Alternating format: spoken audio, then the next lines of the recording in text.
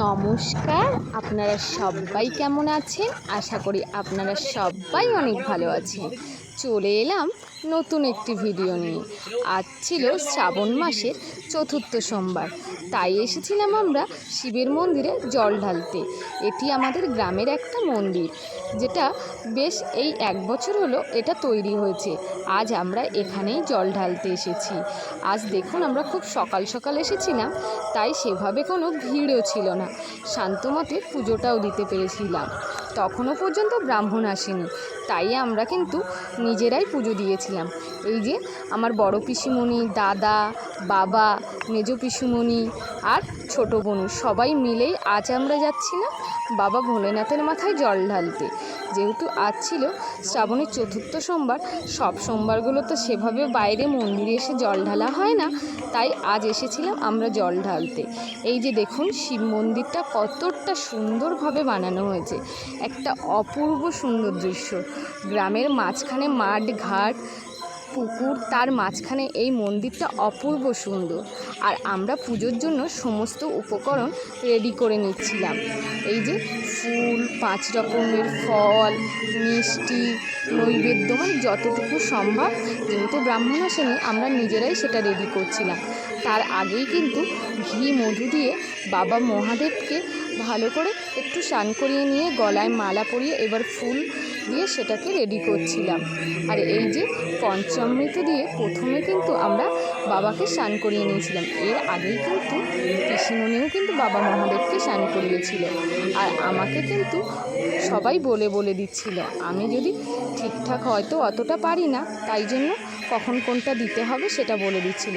আর এই যে শেষে দিচ্ছিলাম গঙ্গা জল, অগরু আর গোলাপ জল, এটাকে একসাথে মিক্সড করে যে দুধ পঞ্চামৃত দিয়ে স্নান করিয়েছিলাম, তারপর এটা দিয়ে আবার বাবা মহাদেবকে স্নান করিয়ে নিলাম।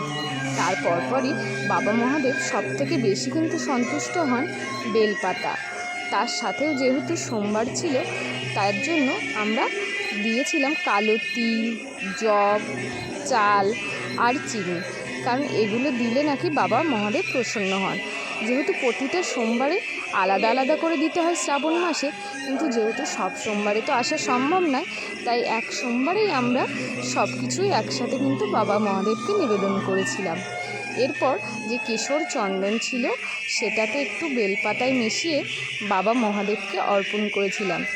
আর এই মন্দিরটা কিন্তু খুবই অল্প দিনই হয়েছে, প্রায় 1 বছর, তাই সেভাবে মানুষজন এখনও অতটা জানেও না, তাই খুব একটা পরিমাণ এখানে ভিড়ও হয় না।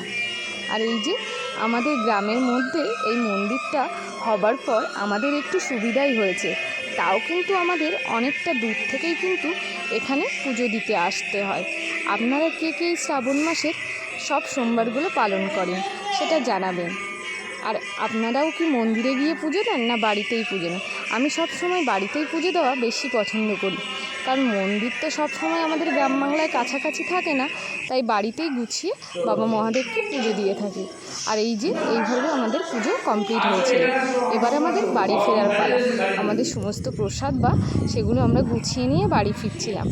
আমাদের এই গ্রাম বাংলার শিব মন্দিরটা আপনাদের কেমন লাগলো আপনারা জানাবেন। যদি ভিডিওটি ভালো লাগে তাহলে কিন্তু একটা লাইক, কমেন্ট এবং শেয়ার করে দেবেন।